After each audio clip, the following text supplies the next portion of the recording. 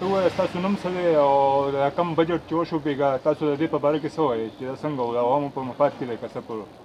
زما نوم عمر علي دی، سابق کونسلر پاتې شوی یم.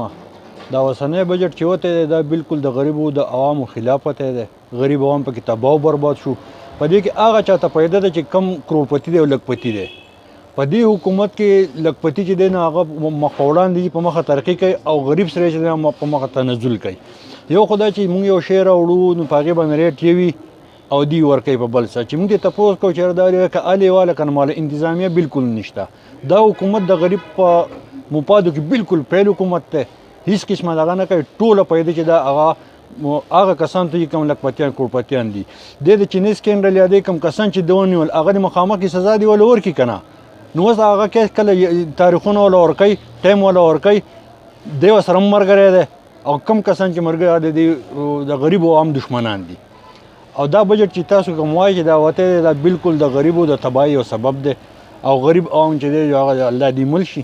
یو خو د پیټرولو به زه دا خبره وکړم زما ورور چې پیټرول د دیو کم مشران چې ناست دي، د پیټرول دا وزیر چې کوم دی، هلکه ستا سره چې پیټرول نشته نو ته خو بوکینګ وکړه که نه. یو خدای بالکل د غریب او پیټرول خو دیو ارزان که خو په مارکیټ کې تپوس وکړي چې په مارکیټ کې په څو دي، دوی وایي په 70 روپۍ دي او دلته په 150 په 160 موږ ته نه میلاویږي. او د ضرورت شی نو که موږ غریب سړی که هر څه خو پیدا کوي. او وړه د غلو په حکومت کې په 600 روپۍ بورې وه او د دیو په حکومت کې 1200 ته ورسېده. دا خو دا حل دی. او لا شرط هم نه میلاویږي هم نه. دا لاکډاون چې دوی دی دا صرف او صرف د اسلام خلاف یو سازش روان دی. ځکه چې په مارکیټونو کې ور په یو بل لپاسه باندې خلک پراته دا سوداګانې کوي، دا زنانه ګرځي ګډ وډ ګرځي، نو هلته کرونا نشته.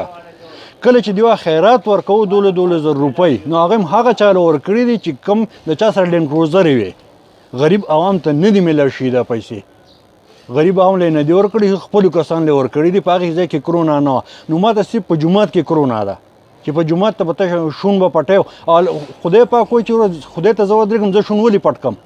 ما ته چې نه ته به شون پټی داسې مونځونه نه کېږي. نو زما او په فاصله کې ودرېږي نو مطلب دا دی چې دا صرف کرونا په اسلام کې دی.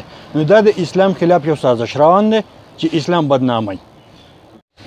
او کله چې دوی پیټرول ګران کړي نو په سبا چې موږ لاړ شو نو دومره سټاک پروت دی چې دوی ځای کولی نه شي. او چې کله ارزان شي نو پیټرول شارټ شي. دا انتظامیې له پکار ده چې کم کس پیټرول نه ورکوي هغه پمپ ته سیل کړي، په هغو د جرمانه ولګوي. نو چې کله ګران شي نو دوی سره بیا ډېر شي وایي چې موږ دې تپوس کوو چېرې پیټرول ارزان شي دی چېرې موږ ته نوټیفیکیشن نه دی راغلی. نو په ګرانۍ کې دوی ته ایډوانس نوټیفیکیشن کېږي او چې کله ارزان شي دوی ته بیا نوټیفیکیشن نه راغلی. نو انتظامیې دې هم په دې باندې سسټین والي که انتظامیه لو نو دلته خو انتظامیه هم نشته. صرف د غریب سړي دپاره انتظامیه ده چې غریب سړی په عذاب کړي، او نور د مالدارو په دغه کې انتظامیه نشته. نظامیه بالکل خاموشه ده.